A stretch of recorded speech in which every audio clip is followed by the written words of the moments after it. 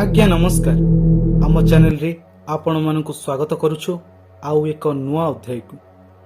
यही घटनाटी जणे goods guard सहित घटीची। तेबे आजिर कहानीटी आसंतु सुनिबा। गोटे दिन राति रे जेबे हमर मालगाड़ीटी 453 नंबर रूट रे जिबा पई अनुमति मिलिला तो सेतेबेले मते जणा नथिला जे एही रूटटी अन्य रूट भली होई नथिबो। आउ मो सहकर्मी भी मते से विषय किछि कहि नथिले, किंतु तांकर चेहरा को देखि मते बुझी जिबार थिला कि मामला किछि गड़बड़ अछि। तापरे आमे मालगाड़ी नै बाहरी गलु। आउ जेतेबेले कचुपल्ली क्रॉस करूथुलु तो सेतेबेले मालगाड़ीटी आपे आपे रही गला। एहा परे मु लोको पायलट को पचारिबा को जाउथिली कि कोन हैला मालगाड़ीटी काहेकि रही गला। ठीक एतिकी बेले वाकी टोकी रे लोको पायलट कहिले कि मनोज तमे भी ट्रेन ओले आस आ डाहाण कड़े दूर जो खुंट देखा जाउची सेठी जेते शीघ्र पाउछ पहुंची जाओ। एहा परे जेतेबेले मु डाहाण कड़ को देखिली तो सेठारे गोटिए खुंट देखिली, जहा उपरे कि गोटिए नाली रंगर पताका लागिथिला। सही पताका को देखि मु कहिली, ओहो सेठी जो नाली रंगर पताका लागिची सेठी तो।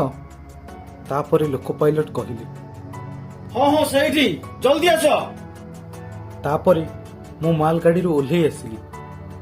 आउ से पताका लागिथिबा खुंट आड़कू दौड़िबाकू लागिली।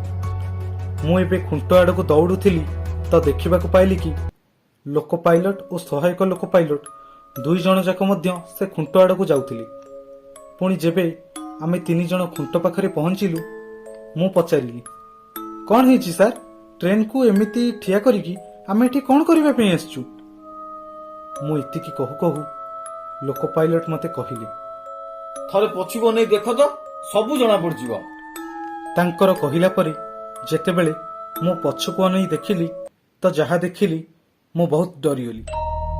हमर पूरा पूरी मालगाड़ीटी सेठारु गायब हो जाइथिला। मालगाड़ी को सेठी न देखि एबे मो मुंड पूरा पूरी खराब हो जाइथिला। तापरे मु पचारिली, अरे अरे मालगाड़ीटी कुआड गायब हो गेला। तो ट्रेन रो ड्राइवर जनक कहिले, एबे मालगाड़ी एमिति एक दुनिया को चली जाइछि कि जोठी कि तमे केबे भी जीवा को चाहिबोनी। आउ जदि तमे सेठी भूले भी पहुंच गेला तेबे सेठारु केबे भी फेरी के आस परिबो नै। एबे ट्रेन रो ड्राइवर इतिकी कहू कहू से जागा जोर रे थरिबाकू लागिला। सते जेमिति भूमिकंप हेउची। माटी एते जोर रे दोहलुथिला जे हमकु सेठारे बसिबाकू पड़िला। आमे एबे तळे बसु बसु सही मालगाड़ीटी पुणी सही ट्रैक ऊपर देखागला। आ मालगाड़ीटी देखिला परे सही कंपन हेबा मध्य बंद हो गला। सेतेबेले ट्रेन ड्राइवर जनक उठिले आ कहिले, चलो आमे एठु शीघ्र चली जिबा। एतिकी कही सेमाने 2 जण जाक ट्रेन रो इंजिन आड़ को दौड़िली। आउ मु ट्रेन रो पछपट गार्ड रूम आड़ को दौड़िली। जेबे मु दौड़ुथिली मोर लक्ष्य मालगाड़ी रो डब्बा ऊपर पड़ीगला।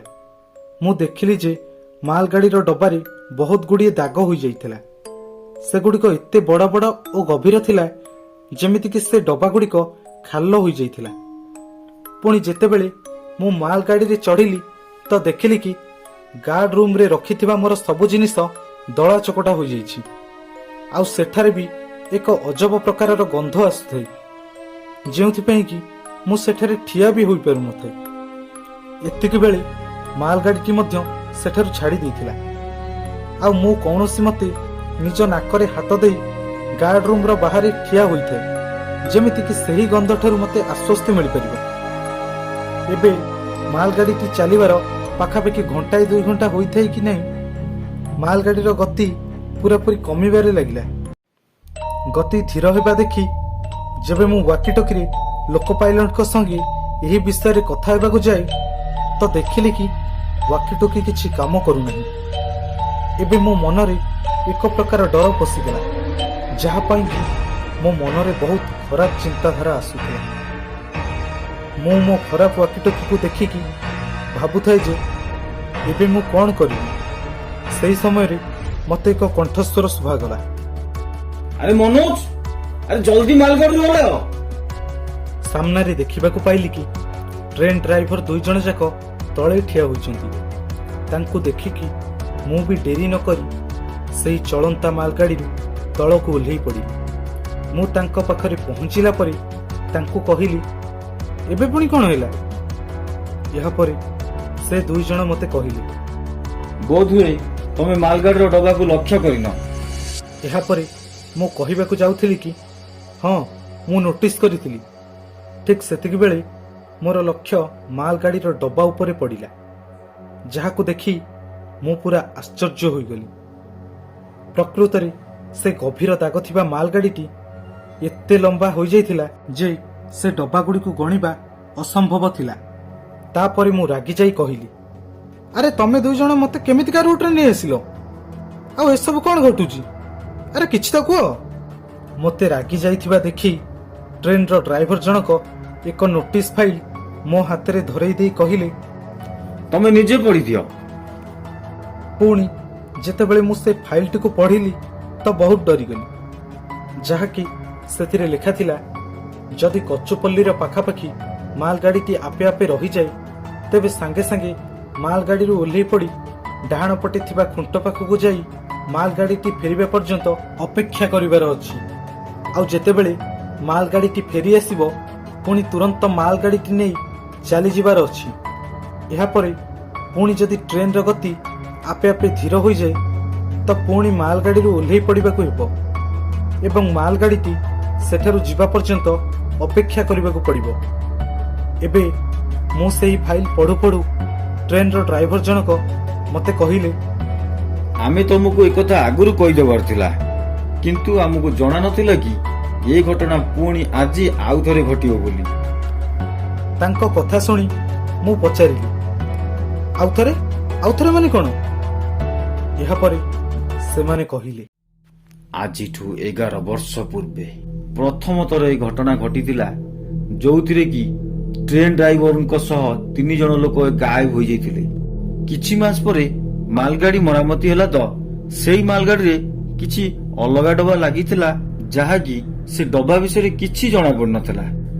ପୁଣି ସେଇ ଘଟଣାର ପାଖାପାଖି 5 ବର୍ଷ ପରେ ସେଇ ଟ୍ରେନ୍ର ଡ୍ରାଇଭର ଫେରିଲା, କିନ୍ତୁ ସେ ଆଗଠାରୁ ବହୁତ ବଦଳି ଯାଇଥିଲା। ସେ ଏତେ ବଦଳି ଯାଇଥିଲା କି ତାଙ୍କ ଘର ଲୋକ ବି ତାଙ୍କୁ ଚିହ୍ନି ପାରିନଥିଲେ। ପୁଣି ଯେତେବେଳେ ସେ ନିଜ ବିଷୟରେ ପଛ କଥା ସବୁ କହିଲା, ତେବେ ଯାଇ ତାଙ୍କ ଘର ଲୋକଙ୍କୁ ସବୁ ବିଶ୍ୱାସ ହେଲା। ସେ ଫେରିକି ତ ଆସି ଯାଇଥିଲା, କିନ୍ତୁ ସବୁ ସମୟରେ କାନ୍ଦୁଥିଲା, ଆଉ ଘର ଲୋକ କିଛି ପଚାରିବାରୁ ସେ ଚୁପ୍ ହୋଇଯାଉଥିଲା। ଏହା ଭିତରେ ତାଙ୍କ ଘର ଲୋକ ଲକ୍ଷ୍ୟ କଲେ ଯେ ସେ ଆଉ ନିଶ୍ୱାସ ନେଉନାହାନ୍ତି, ମାନେ ତାଙ୍କ ଛାତି ଆଉ ଧକ୍ ଧକ୍ ହେଉନଥିଲା, ଯାହା ପାଇଁ କି ତାଙ୍କ ଘର ଲୋକ ଚିନ୍ତାରେ ପଡ଼ିଗଲେ। ଆଉ ସେ ଡ୍ରାଇଭରଙ୍କୁ ଡାକ୍ତରଙ୍କ ପାଖକୁ ନେବା ପାଇଁ ଚେଷ୍ଟା କଲେ, କିନ୍ତୁ ସେ ଜମାରୁ ବି ଗଲେନି। ଆଉ ପାଖାପାଖି 3 ମାସ ପରେ ସେ ଡ୍ରାଇଭର ମୃତ୍ୟୁ ହୋଇଗଲା। ଯେବେ ତାଙ୍କର ପୋଷ୍ଟମର୍ଟମ ହେଲା ତ ତାଙ୍କର ରିପୋର୍ଟ ଦେଖି ଡାକ୍ତର ବି ଆଶ୍ଚର୍ଯ୍ୟ ହୋଇଗଲେ, କାରଣ ସେ ରିପୋର୍ଟ ଅନୁସାରେ ସେ ଲୋକର ହୃତ୍ପିଣ୍ଡ ହିଁ ନଥିଲା, ଆଉ ତା ସହିତ ଅନ୍ୟ କିଛି ଅଙ୍ଗ ବି ଶୁଖି ଯାଇଥିଲା। ଯେହେତୁ ଘଟଣା ବଡ଼ ରହସ୍ୟମୟ ଥିଲା, ସେଥିପାଇଁ ସେ ଘଟଣାକୁ ଚାପି ଦିଆଯାଇଥିଲା। କିନ୍ତୁ ସେ ମରିବାର କିଛି ଦିନ ପରେ ତାଙ୍କ ଝିଅକୁ ଏକ ଡାଏରୀ ମିଳିଥିଲା, ଯୋଉଥିରେ ଲେଖା ଥିଲା କି, ମୁଁ ତୁମମାନଙ୍କୁ ଛାଡ଼ିକି ଯିବାକୁ ଚାହୁଁନି, କିନ୍ତୁ ମୁଁ ଏଠାରେ 90 ଦିନରୁ ଅଧିକ ରହିପାରିବି ନାହିଁ। ମୋତେ ଫେରିଯିବାର ଅଛି ସେହି ଦୁନିଆକୁ, ଯାହାକି ରୁଟ୍ ନମ୍ବର 453। ପୁଣି ଏହି ଖବର ଯେବେ ସରକାରକୁ ଜଣାପଡ଼ିଲା ତ ସେମାନେ ଆହୁରି ତଦନ୍ତ କଲେ। ପୁଣି ତାପରେ ଏହି ନୋଟିସଟି ଛପାଗଲା। ଏହି ରୁଟ୍ରେ ଯାଉଥିବା ସବୁ ମାଲଗାଡ଼ି ଡ୍ରାଇଭରଙ୍କୁ ଏହି ନୋଟିସ ଫାଇଲ୍ ଦିଆଯାଏ, କିନ୍ତୁ ଏହି ନୋଟିସ ଉପରେ କେହି କିଛି ବିଶ୍ୱାସ କରୁନଥିଲେ। ଏମିତିରେ ପ୍ରଥମରୁ ଆମେ ବି କିଛି ବିଶ୍ୱାସ କରୁନଥିଲୁ, କାହିଁକି ନା ଏଠି ପୁଣି ସେମିତି କିଛି ହୋଇନଥିଲା। ଏହି ସମୟରେ ସେ ମାଲଗାଡ଼ିଟି ସେଠାରୁ ଚାଲି ଯାଇଥିଲା, ଆଉ ମାଲଗାଡ଼ିଟି ଚାଲିଯିବା ପରେ ଆମେ 3 ଜଣ ସେଠାରୁ କିଛି ଦୂର ଦୌଡ଼ି ଏକ ହଲ୍ଟରେ ପହଞ୍ଚିଲୁ, ଯେଉଁଠିକି ଆମ ମାଲଗାଡ଼ିର ଇଞ୍ଜିନ୍ ଠିଆ ହୋଇଥିଲା। ଟ୍ରେନ୍ ଡ୍ରାଇଭର ଇଞ୍ଜିନ୍ରେ ଚଢ଼ୁ ଚଢ଼ୁ ମୁଁ ବି ଚଢ଼ିଗଲି, ଆଉ ସେଠାରୁ କେବଳ ଇଞ୍ଜିନ୍ ନେଇ ଆମେ ଚାଲିଗଲୁ। କିନ୍ତୁ ଯେବେ ଇଞ୍ଜିନ୍ଟି ମାଲଗାଡ଼ି ଟର୍ମିନାଲ ପହଞ୍ଚିଲା ତ ଇଞ୍ଜିନ୍ର ପଛରେ ସେହି ସବୁ ଡବାଗୁଡ଼ିକ ଲାଗିଥିଲା। ଆମକୁ ତ କିଛି ଜଣାପଡ଼ିନଥିଲା ଯେ 453 ନମ୍ବର ରୁଟ୍ରେ କ'ଣ ରହସ୍ୟ ଥିଲା, କିନ୍ତୁ ଏତିକି ଜଣା ଥିଲା ଯେ ବହୁତ କିଛି କଥା ଚାପି ଦିଆଯାଇଛି। ତାପରେ ମୁଁ ସେ ଚାକିରି ବି ଛାଡ଼ିଦେଲି। ମୋ ପାଇଁ ମୋ ଜୀବନଠାରୁ ଅଧିକ କିଛି ବି ନୁହଁ। କୁହାଯାଏ କି ସେହି ରୁଟ୍କୁ ଏବେ ବନ୍ଦ କରି ଦିଆଯାଇଛି, କିନ୍ତୁ ସେ ରୁଟ୍ର ରହସ୍ୟ ଏକ ରହସ୍ୟ ହୋଇ ରହିଗଲା। ଏହି କାହାଣୀରେ ତ ବାସ୍ ଏତିକି। ଏହିପରି କାହାଣୀଗୁଡ଼ିକ ପ୍ରତ୍ୟେକ ରବିବାର ରାତି 8ଟାରେ ଆମ ଚ୍ୟାନେଲରେ ଆପଣମାନେ ଶୁଣିପାରିବେ। ଯଦି କାହାଣୀଟି ଭଲ ଲାଗିଥାଏ ତେବେ ଲାଇକ୍, ସେୟାର ଓ କମେଣ୍ଟ କରନ୍ତୁ। ପୁଣି ଦେଖା ହେବ ଆଉ ଏକ ନୂଆ ଅଧ୍ୟାୟରେ। ରହୁଛି ଆଜ୍ଞା, ନମସ୍କାର।